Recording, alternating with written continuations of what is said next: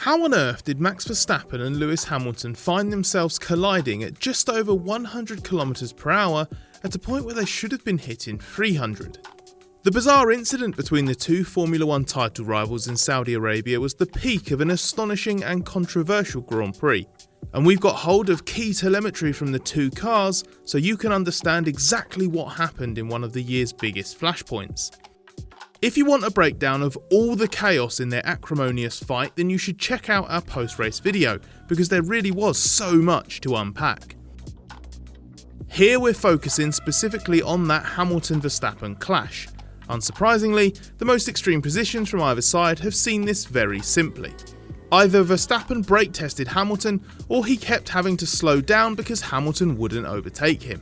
We want to cut through the opinion and the assumptions and focus on as much data as we could get our hands on to determine what really happened.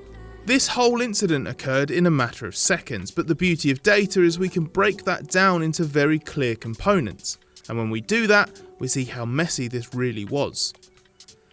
We've gathered core telemetry elements from Verstappen and Hamilton on the lap in question, as well as Verstappen's fastest lap of the Grand Prix to give a reference for what his data should look like for that part of the circuit. Here are the 3 laps in question. Hamilton's data from lap 37 is shown in Mercedes green, Verstappen's data from lap 37 is shown in white, and Verstappen's reference lap data is shown in red. There are 4 traces we're going to be analysing: the speed of the cars, throttle application, brake application, and gears. The throttle trace reflects the different amount of throttle input, but to be clear, our brake data is only binary.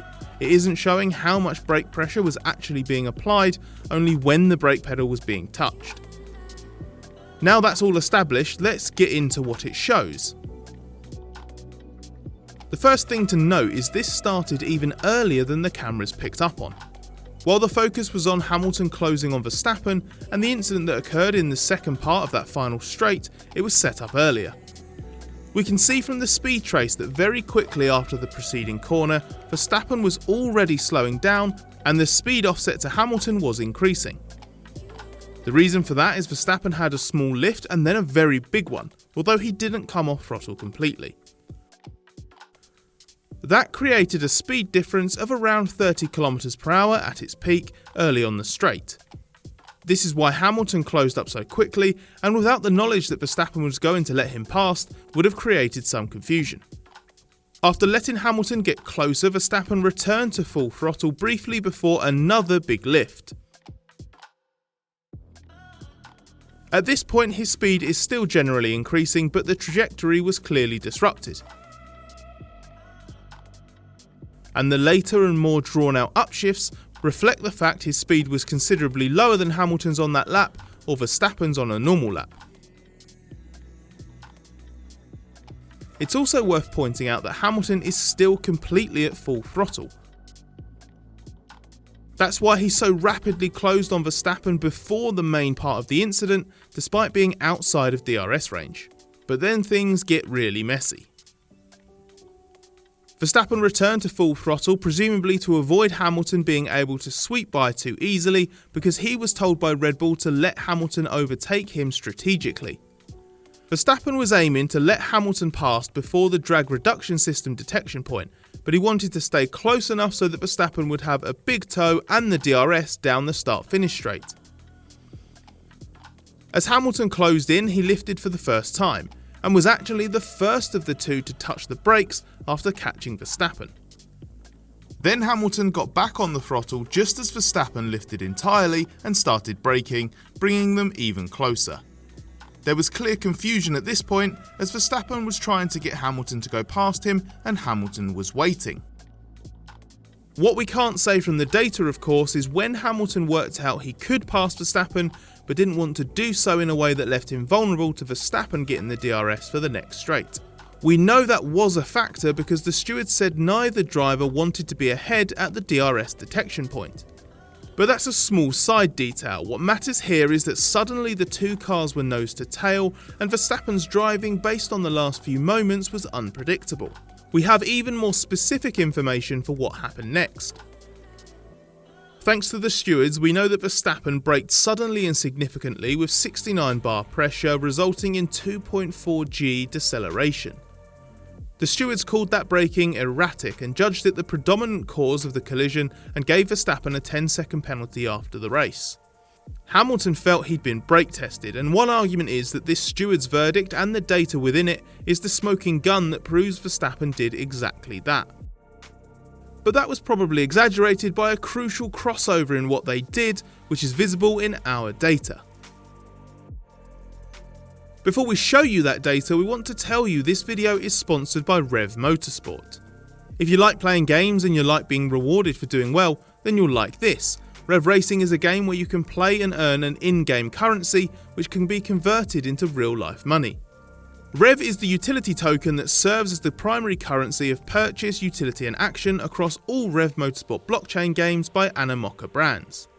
REV is designed to enable true digital ownership of game assets, giving players freedom and control over their NFT in-game items across a growing metaverse of racing games. If you're interested in getting involved with REVV Motorsport or REVV Racing, you can head over to OpenSea.io and look up REVV Racing to see all of their NFT cars. If you'd like to find out more, head to RevRacing.com. But let's get back to the data. While we can't see the exact brake pressure the stewards refer to, we can see a prolonged period where Verstappen is using the brakes, his speed drops significantly, and he goes all the way down to third gear. That's easy for us to identify, and this is where the contact occurs. We can see a sudden, steeper drop off in Verstappen's speed right before it drops to the lowest value. Crucially, at almost exactly the same time, we also see Hamilton has just dropped to fourth gear and very briefly gets on the throttle. This could be where he's decided to jink left and pass Verstappen. Because of how quickly it happens, it's likely Hamilton moves fractionally before or just as Verstappen brakes harder, and so the gap Hamilton's aiming for has disappeared. But it's impossible to be completely sure, even from the data and onboard footage. Even if Hamilton has increased his throttle as Verstappen has applied more brake pressure, it wouldn't absolve Verstappen of blame at all. Without his erratic braking, this incident simply doesn't happen the same way, and so it seemed entirely unnecessary. But Verstappen's actions have been amplified by the fact he slowed down significantly just as Hamilton tried to accelerate past, so it would at least seem that the brake test allegation is not quite accurate. That's usually reserved for an action in a normal racing context. For example, if Verstappen and Hamilton had been racing at full speed with Hamilton just behind and then Verstappen hit the brakes.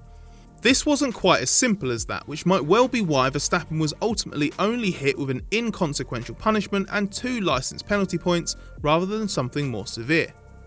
It could easily have been avoided had Verstappen moved offline and slowed down in one continuous movement, instead of intermittently lifting, moving into the middle of the track and finally braking heavily. But the instruction to be strategic in how Verstappen let Hamilton pass meant that wasn't possible. He was focused on making it more difficult than necessary to hand the place over so he could try to get it back again instantly. And that's ultimately what led to the collision and why he did deserve to be punished in some way. This was a very messy situation, but how could it not be when it ended with 2 cars travelling around 200 km/h slower than they should have been at that part of the circuit? So let us know what you thought of the incident in the comments, and leave us a thumbs up if you enjoyed our breakdown of what happened. It helps us out a lot, and we really do want to hear what you think. And of course, make sure you're subscribed to the channel so you don't miss any of the big stories from the conclusion to this extraordinary season.